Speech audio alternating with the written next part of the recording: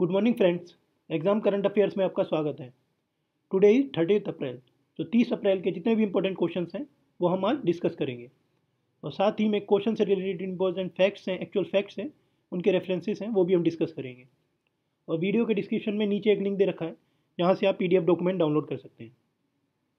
Friends, इस video का objectives का उद्देश्य भी जान लेते हैं।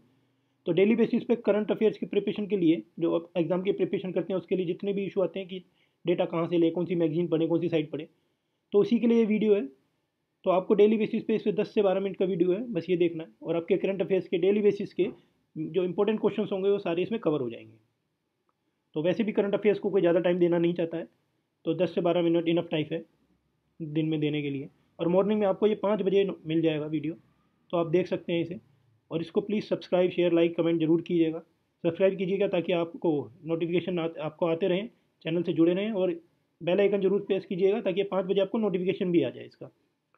तो स्टार्ट करते हैं फर्स्ट क्वेश्चन से। क्वेश्चन 1, अंतर्राष्ट्रीय नृत्य दिवस इंटरनेशनल डांस डे कब मनाया जाता है? इसका सही आंसर है ऑप्शन सी, 29 अप्रैल को इंटरनेशनल डांस डे मनाया जाता है। और अंतर्राष्ट्रीय नृत्य दिवस 2021 का विषय क्या है? नृत्य का उद्देश्य, मीन्स पर्पज ऑफ डांस। और इंटरनेशनल थिएटर इंस्टीट्यूट की स्थापना कब हुई थी? When it was found in 1948 में, 1948। इंटरनेशनल थिएटर इंस्टीट्यूट का मुख्यालय, हेडक्वार्टर कहाँ पर है? पेरिस, फ्रांस में। तो फ्रांस की राजधानी क्या है, कैपिटल? पेरिस। क्वेश्चन नंबर 2, किस केंद्र शासित प्रदेश के उपराज्यपाल पर अब चुनी हुई सरकार की प्रधानता होगी? इसका सही आंसर है ऑप्शन ए, दिल्ली। तो दिल्ली के जो उपराज्यपाल है, LG हैं, लेफ्टिनेंट गवर्नर जिन्हें बोलते हैं, उनके ऊपर अब सरकार को चलाने की जिम्मेदारी होगी। और ये अभी रिसेंटली जो कोविड-19 चल रहा है, तो सेंटर ने ये डिसीजन लिया है कि कोविड-19 है जो दिल्ली गवर्नमेंट नहीं संभाल पा रही है, तो उसकी वजह से काफ़ी डेथ भी हो रही है। तो इस वजह से LG को ये स्पेशल परमिशन दी गई है। और ये किसके तहत दी गई है, ये बहुत इंपॉर्टेंट है। राष्ट्रीय राजधानी क्षेत्र दिल्ली सरकार अधिनियम, means government of national capital territory of Delhi act 2021 इस एक्ट के थ्रू LG को पावर दी गई है। और ये रिसेंटली अभी पास हुआ था मार्च 27-28 में। तब उस समय ये भी, जब केजरीवाल पार्टी जो थी, आम आदमी पार्टी, उसने कहा था कि जो इलेक्टेड गवर्नमेंट है, जो सिलेक्टेड गवर्नमेंट है, उसके पावर छीन के LG को पावर दी जा रही है, जो कि गलत है। तो अब फाइनली सेंटर ने इसको अलाउ कर दिया है। अब LG के पास ज़्यादा पावर है दिल्ली के अंदर, तो वो डिसीजंस ले सकते हैं। और ये GNCDD, इसकी फॉर्म भी इंपॉर्टेंट बनती है, government of national capital territory of Delhi, जो बता भी रखी है हमने यहाँ पे। और अनिल बैजल जो हैं वहाँ के LG हैं। इस समय जो अनिल बैजल हैं वहाँ के उपराज्यपाल हैं दिल्ली के। तो अब केंद्र शासित प्रदेश में सरकार किसकी है? अनिल बैजल की हो गई है अब टेम्परेरी। और 4 जुलाई 2018 को बिल ने GNCDD अधिनियम 1991 में संशोधन किया था, 1991 में संशोधन किया था GNCDD अधिनियम में, 4 जुलाई 2018 को। और यह अधिनियम उपराज्यपाल की शक्तियों को बढ़ाता है और दिल्ली में निर्वाचित सरकार की शक्ति को सीमित करता है। तो इस समय निर्वाचित सरकार दिल्ली में कौन सी है? आम आदमी पार्टी की, जिसके CM कौन है? केजरीवाल। और उप उसके CM कौन है? वाइस CM, वो है मनीष सिसोदिया। तो अब आपकी पार्टी की इस समय वहाँ पर जो कमांडिंग पोजीशन है, जो उनकी पावर है, वो कम कर दी गई है। और ये पहली बार संविधान के 69वें संशोधन में अनुच्छेद 239A और अनुच्छेद 239AB के प्रावधानों की व्याख्या की थी। और राजधानी के प्रशासन और शासन में निर्वाचित सरकार और दिल्ली के लेफ्टिनेंट गवर्नर की शक्तियों को परिभाषित किया गया था। तो ये कब आया था? 69वें संशोधन के अनुच्छेद 239A और अनुच्छेद 239AB में तब आया था। उस समय इनकी जिक्र की गई थी कि लेफ्टिनेंट गवर्नर को भी पावर दी जाए, शक्तियों को दिए जाए। तो दिल्ली की शक्तियाँ, उसकी परिभाषा पावर्स की सरकार को और दिल्ली के लेफ्टिनेंट गवर्नर को इस संशोधन के अंदर दी गई थी। तो बस 69वें संशोधन याद रखना जरूर है। और अनुच्छेद भी याद रख सकते हैं, 239A और 239A भी। तो ये भी एक इम्पोर्टेंट क्वेश्चन बनता है इसका। ओके, और ये है LG, जो ऊपर हमने बताया था अभी, अनिल बैजल। तो ये है अनिल बैजल, ये उनकी फ़ोटो है, दिल्ली के LG लेफ्टिनेंट गवर्नर, उपराज्यपाल। ओके, क्वेश्चन 3, ADB ने फाइनेंशियल ईयर 2022 में भारत की GDP का अनुमान कितने प्रतिशत तक बढ़ाया है? तो इसने आंका है, जो बढ़ाया है 11% तक। हालांकि इसने कहा है कि कोविड के कारण जो इस समय इकोनॉमिक की प्रॉब्लम हो रही है, तो उससे डाउन भी जा सकता है, बट फिलहाल इसने 11% दिया है। और ADB की फुल फॉर्म क्या होती है? Asian development bank. तो बड़ी संस्था है ये काफ़ी, जिसने अभी ये दिया है, अनुमान दिया अपना। तो एडीबी के अध्यक्ष कौन है? Masatsugu Asakawa, Masatsugu Asakawa. और मुख्यालय हेडक्वार्टर कहाँ है? मनीला, फिलीपींस के अंदर। एडीबी स्थापना कब हुई थी, स्टेब्लिश कब हुआ था? 9 दिसंबर 1966 में। Okay, question fourth, Chandler good government index 2021 में भारत कौन से स्थान पर आया है? इसका सही आंसर है ऑप्शन सी, 49th, 49वें स्थान पर। तो चांडलर गुड गवर्नमेंट इंडेक्स का मुख्यालय कहाँ है? सिंगापुर के अंदर। और फिनलैंड जो है वो फर्स्ट पोजीशन पे आया है, और उसके बाद वेनेजुला 104th पे। तो ये गलत लिख दिया है, फिनलैंड फर्स्ट पोजीशन पे है, और फिनलैंड ये जो सेकंड पोजीशन पे रखा है ये है वेनेजुला। जो वेनेजुला कंट्री है वो आई है 104th पोजीशन पे, 104वीं पोजीशन पे। तो इसके अंदर टोटल 104 ही पोजीशन थी, तो लास्ट पोजीशन पे वेनेजुला, फर्स्ट पोजीशन पे फिनलैंड। तो वेनेजुला, आप ये ध्यान रखना, इसकी जगह वेनेजुला है, ये गलत लिख दिया इसके अंदर, VENEZULA, Venezuela. Okay, question fifth, हाल ही में किस देश ने robot prototype NEO-01 clear space debris launch किया है? क्या सही आंसर है इसका? चीन ने किया है। तो ये अन्य अंतरिक्ष यान द्वारा पीछे छोड़े गए मलबे को हटाएगा, इसका ये काम है, और गहरे अंतरिक्ष में छोटे खगोले पिंड का निरीक्षण करेगा। ये इसके मोटिव हैं, इसको छोड़ने के मोटिव है। और बीजिंग, कैपिटल क्या है चाइना की? बीजिंग। मुद्रा क्या है, करेंसी क्या है? Chinese yuan. राष्ट्रपति कौन है प्रेसिडेंट वहाँ के? 11th जिनपिंग। क्वेश्चन नंबर 6, हाल ही में किसने Python 5 air to air missile का LCA तेजस का उपयोग करते हुए मेडन ट्रायल आयोजित किया है? तो वैसे तो पाइथन 5 है तो इंडिया का ही बनता है ये। क्वेश्चन 6, इसका सही आंसर है बी, CNSA। इसका आंसर क्या है? Sorry, DRDO। CNSA तो इंडिया की ऑर्गेनाइजेशन है ही नहीं। तो इसका सही उत्तर क्या है? DRDO, defence research development organisation, India की है। ओके, तो ये बाकी एजेंसी बाहर की है, और तेजस ये इंडिया का है, तो DRDO। और इसका निर्माण कैसे हुआ है? इसका निर्माण इजराइल के राफेल एडवांस डिफेंस सिस्टम द्वारा किया गया है। तो इजराइल के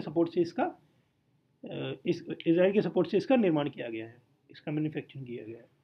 क्वेश्चन नंबर 7, हाल ही में वाइल्ड इनोवेटर अवार्ड पाने वाली पहली भारतीय महिला कौन बनी है? इसका सही आंसर है ऑप्शन बी, कृति करंत। और ये है उनकी फोटो, कृति करंत की। फोटोज़ में फ्रेंड इसलिए देता हूँ, थोड़ा रेफरेंस के लिए, याद करने के लिए थोड़ा आसानी होती है। और साथ में मैं जब भी ये वर्ड्स लिखता हूँ साथ में ब्रैकेट में इंग्लिश में लिख देता हूँ हिंदी के साथ साथ। तो उसका मोटिव भी ये है कि कई लोगों को इंग्लिश की स्पेलिंग प्रॉब्लम होती है जो हिंदी पढ़ते हैं, बट आगे जाके जैसे कहीं ऐसे राइटिंग करनी है इस तरह से जहाँ पर लेटर की या स्पेलिंग की इंपॉर्टेंस होती है, तो पढ़ते पढ़ते आप साथ देखते चलोगे तो उसमें काफ़ी इंप्रूवमेंट हो जाती है। इसलिए क्वेश्चंस की जितने भी हिंदी के क्वेश्चन हैं उसकी कोशिश रहती है कि जो, और ख़ासकर जो हार्ड वर्ड होते हैं उनके लिए भी ये यूज़ करता हूँ। वाइल्ड इनोवेटर अवार्ड, तो वाइल्ड इनोवेटर अवार्ड तो जिनको हिंदी इंग्लिश में मिक्सअप पढ़ना होता है उनके लिए बेस्ट है। अदरवाइज़ जिनको हिंदी में पढ़ना है उनके लिए तो हिंदी है ही, वो ब्रैकेट वाले पोर्शन को इग्नोर कर सकते हैं। क्वेश्चन 8, हाल ही में ASICS का ब्रांड एम्बेसडर किसे बनाया गया है? इसका सही आंसर है ऑप्शन डी, रविंद्र जडेजा। तो ये एक जापानी स्पोर्ट्स वियर ब्रांड है ASICS, और इसके ऑलरेडी एम्बेसडर में जो ये जडेजा को बनाया है इस समय रविंद्र जडेजा, जो कि क्रिकेटर हैं, और टाइगर श्रॉफ हैं जो, वो ऑलरेडी इसके एम्बेसडर इंडिया में हैं, जो इसके भी ऐड करते हैं। ओके, आगे बढ़ते हैं। क्वेश्चन 9, निम्नलिखित में से किस राष्ट्र ने जलवायु परिवर्तन पर नेट जीरो प्रोड्यूसर्स फॉर्म में शामिल होने का निर्णय लिया है? इसका सही आंसर है ऑप्शन डी, सऊदी अरेबिया ने। और इसकी कैपिटल क्या है, राजधानी? रियाद। मुद्रा क्या है, करेंसी? रियल, सऊदी अरेबिया की। और किंग और प्राइम मिनिस्टर, वहाँ पे राजा होते हैं पता ही है, जैसे कि किंग होते हैं और प्राइम मिनिस्टर होते हैं। किंग और प्राइम मिनिस्टर कौन है? सलमान बिन अब्दुलाजिज अल सऊद। ओके, क्वेश्चन नंबर 10, भारतीय सेना ने लद्दाख प्रज्वलित दिमाग परियोजना, लद्दाख इग्नाइटेड माइंड्स प्रोजेक्ट के लिए HPCL और किसके साथ समझौता ज्ञापन MOU पर हस्ताक्षर किए? एक तो HPCL के साथ किए और दूसरा कौन है जिसके साथ किए? तो इसका सही आंसर है ऑप्शन ए, NIEDO। तो NIDO की फुल फॉर्म क्या है? National integrity and educational development organisation. और ये MOU क्या होता है? Memorandum of understanding. में जब कोई भी डील साइन होती है तो इनिशियल लेवल पर जो उसके इनिशियल लेवल पे जो एग्रीमेंट होता है, कैसे होगा, क्या शर्तें होंगी, तो वो उसी को MOU बोलते हैं, मेमोरेंडम ऑफ अंडरस्टैंडिंग। तो दोनों के बीच में आपस की समझौते के बीच एक अंडरस्टैंडिंग बनी, उसके तहत वो आगे बढ़ेंगे। ओके। और HPCL की फुल फॉर्म क्या है? Hindustan petroleum corporation limited. MOU की मैंने बता दिया, मेमोरेंडम ऑफ अंडरस्टैंडिंग। और लद्दाख के राज्यपाल और प्रशासक, गवर्नर और एडमिनिस्ट्रेटर कौन है? Radha Krishna Mathur. Radha Krishna Mathur. Okay. Question number 11, हाल ही में प्रख्यात लेखक मनोज दास का निधन हुआ है, वे किस भाषा में लिखते थे? इसका सही आंसर है ऑप्शन बी, ओडिया और अंग्रेजी। उड़िया और अंग्रेजी के अंदर। तो दास की पहली पुस्तक कौन सी थी? दास की पहली पुस्तक कविता कौन सी थी? उनका नाम था सत्यधीर अरंडा। अतंडा। ओके। तो उन्होंने 2001 में पद्मश्री से सम्मानित किया गया था उन्हें, और 2020 में पद्म भूषण से। ये है उनकी फोटो, क्योंकि उन्हें पद्मश्री और पद्म भूषण दोनों मिले हुए हैं। 2001 में पद्मश्री, 2020 में पद्म भूषण। तो उस लिहाज से ये क्वेश्चन इंपॉर्टेंट बनता है, क्योंकि नॉर्मली किसी को मिलते हैं या पद्मश्री या पद्म भूषण मिलते हैं, बहुत ही कम, रेयर ही होता है कि दोनों ही अवार्ड दिए गए होते हैं। तो ये इनकी फोटो। ओके, आगे बढ़ते हैं। क्वेश्चन 12, हाल ही में किस राज्य में भूकंप के झटके महसूस किए गए हैं? तो अभी रिसेंटली भूकंप आया, वो कौन से राज्य में आया था? वो आया था ऑप्शन सी, असम में। और PM ने असम के CM से, चीफ मिनिस्टर से बात भी करी थी इसके लिए, और वहाँ के जो मुख्यमंत्री हैं सर्बानंदा सोनोवाल, उनसे बात करी थी। तो अच्छा, आगे बताते हैं इसके बारे में और भी। वैसे अभी ये देख लीजिए, राजधानी कैपिटल कौन सी है? दिसपुर, असम की। राज्यपाल कौन है? गवर्नर वहाँ के जगदीश मुखी। और मुख्यमंत्री कौन है? CM वहाँ के सर्बानंद सोनोवाल। और एक बात और है इसके लिए कि बैक टू बैक कितने आए थे? 7 भूकंप आए थे। बैक टू बैक 7 झटके जो होते हैं ना, झटके लगते हैं, वो 7 आए थे बैक टू बैक।